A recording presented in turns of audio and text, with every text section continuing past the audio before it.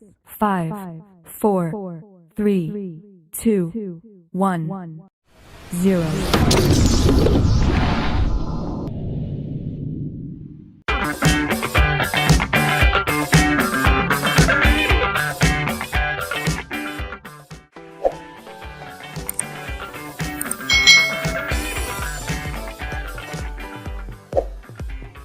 Hai, selamat datang di channel YouTube Kak Citra. Apa kabar adik-adik semuanya? Kak Citra berharap kalian dalam keadaan yang baik, sehat, dan siap untuk belajar ya. Hari ini kita akan belajar bersama-sama untuk mata pelajaran tematik kelas 2. Kita belajar di tema 4, hidup bersih dan sehat, subtema 4, hidup bersih dan sehat di tempat umum, pembelajaran yang ke-6. Mari adik-adik kita belajar dengan penuh semangat ya.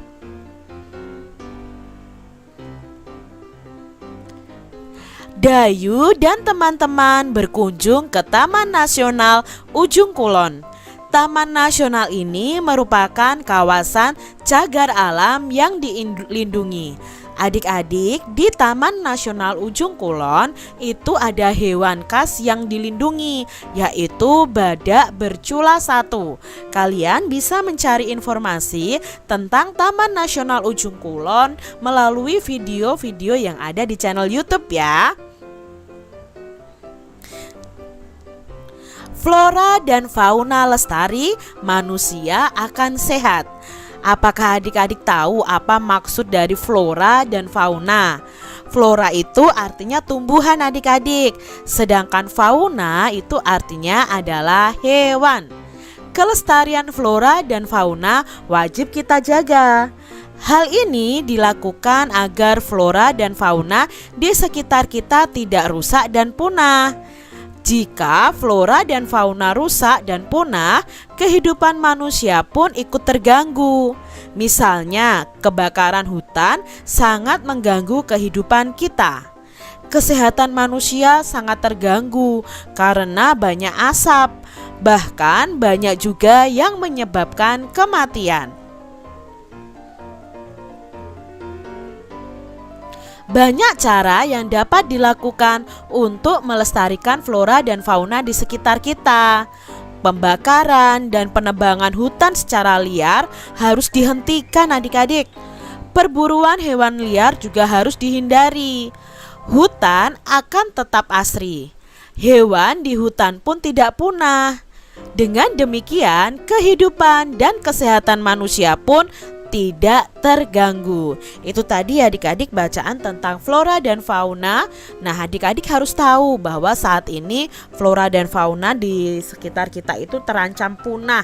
Ya, mengapa terancam punah? Karena banyak penebangan hutan secara liar, lalu pembakaran, pemburuan hewan secara liar. Nah, akhirnya apa yang terjadi? Ya, banyak hewan yang mati dan punah adik-adik. Jadi, kita sebagai manusia itu berhak berkewajiban melestarikan flora dan fauna di sekitar kita. Perhatikan gambar berikut ini. Nah, di sini ada gambar seorang anak yang sedang merawat tanaman. Cara menjaga agar tanaman atau flora itu tumbuh subur. Nah, ini ada beberapa cara nih adik-adik. Yang pertama, menyiram tanaman dengan teratur. Lalu memberi pupuk pada tanaman, mencabuti rumput yang mengganggu di sekitar tanaman. Meletakkan tanaman itu di tempat yang terkena sinar matahari. Ya, itu harus kita lakukan adik-adik. Tidak menebang tanaman secara sembarangan. Ya, jangan sampai kita menebang tanaman secara sembarangan. Tanaman itu sangat bermanfaat loh bagi manusia karena itu menghasilkan oksigen yang kita hirup setiap harinya. Lalu bagaimana cara menjaga hewan? Ya, cara menjaga fauna supaya tetap sehat di sekitar kita. Nah, kalau kalian memiliki hewan peliharaan, apa yang harus kalian lakukan? Yang pertama, memberi makan secara teratur, diberi minum, disediakan kandang yang bersih dan layak. Hewan peliharaan itu perlu divaksin adik-adik supaya tidak mudah terkena penyakit. Tidak memburu atau menembak hewan yang langka yang dilindungi. Contohnya kalau di Indonesia ya, badak bercula 1, harimau ya, banyak sekali hewan-hewan yang dilindungi. Nah, itu tadi cara menjaga tumbuhan dan hewan di sekitar kita. Perhatikan gambar di bawah ini. Apa yang dilakukan Dayu dan teman-temannya? Ya, mereka sedang membersihkan taman sekolah ya, atau halaman sekolah. Sikap apa yang mereka tunjukkan? Nah, di sini mereka menunjukkan sikap kerjasama, saling gotong royong, saling menghargai, saling menghormati adik-adik. Lalu Dayu dan teman-teman itu merawat taman kelas bersama. Mereka selalu menerapkan kebersamaan. Kebersamaan merupakan wujud dari persatuan. Hidup dalam kebersamaan merupakan wujud dari persatuan. Hidup dalam kebersamaan itu banyak manfaatnya. Sebaliknya, tidak hidup dalam kebersamaan itu juga ada akibat buruknya adik-adik. Nah, di sini Kak Citra ada manfaat hidup bersatu dengan teman dan akibat jika tidak hidup bersatu dengan teman. Kita akan menghubungkan setiap kalimat pernyataan yang ada sesuai dengan kotaknya. Nah, di sini banyak teman. Banyak teman itu apakah manfaat hidup bersatu atau akibat jika tidak hidup bersatu?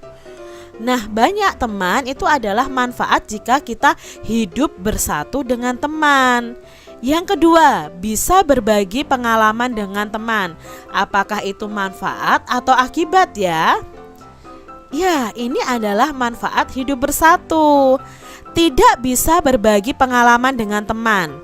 Itu manfaat hidup bersatu atau akibat jika tidak hidup bersatu? Ya, ini adalah akibat jika tidak hidup bersatu dengan teman. Lalu kalau tidak bersatu dengan teman, akibatnya juga pekerjaan lama selesainya. Berikutnya, pekerjaan cepat selesai. Ayo, masuk manfaat atau akibat adik-adik? Ya, maksudnya manfaat hidup bersatu. Dibenci teman. Nah, dibenci teman ini termasuk akibat jika kita tidak hidup bersatu dengan teman. Dayu dan teman-teman merawat taman kelas bersama. Ada yang menyirami bunga, ada pula yang merapikan pot bunga. Nah, tabung merupakan contoh bangun ruang. Tabung bisa disusun membentuk pola tertentu. Nah, ini adalah gambar tabung adik-adik ya. Tabung ini termasuk dalam bangun ruang. Nah, bangun ruang itu bisa dibuat pola ya. Pola bangun ruang dapat juga dibentuk dari kombinasi dua bangun ruang atau lebih. Nah, di sini adik-adik ya, kita cari tahu ini sama-sama bangun ruangnya adalah tabung. Ada tabung yang berdiri, ada tabung yang miring begini ya adik-adik ya.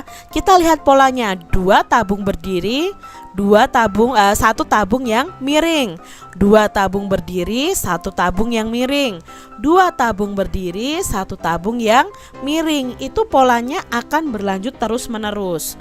Contoh lainnya, satu tabung, dua kubus, satu tabung, dua kubus, satu tabung, dua kubus, dan seterusnya. Ini membentuk pola bangun ruang tertentu. Nah, di sini Kak Citra punya contoh nih adik-adik. Kita lihat polanya ya. Ada tabung, balok, kubus. Tabung, setelah tabung, balok, setelah balok, kubus. Setelah kubus, tabung lagi, balok, kubus. Maka gambar selanjutnya setelah kubus adalah ya, tabung. Lalu setelah tabung adalah balok. Nah, nanti setelah balok adalah kubus adik-adik. Kalau ada titik-titik selanjutnya ya kubus ya. Seperti itu, membentuk pola tertentu. Contoh lainnya, dua balok, satu tabung. Dua balok, satu tabung, satu balok. Nah, padahal baloknya ada berapa? 2, berarti setelah 1 balok ini harusnya balok lagi. Setelah 2 balok sama dengan berikutnya adalah 1 tabung. Seperti itu adik-adik, cara melanjutkan pola bangun ruang. Contoh berikutnya adik-adik, ada balok, kubus, tabung. Balok. Nah, kita lihat di sini. Setelah balok itu seharusnya apa di sini? Oh, kubus. Setelah kubus adalah tabung. Lalu setelah tabung balok lagi, kubus, tabung, dan seterusnya.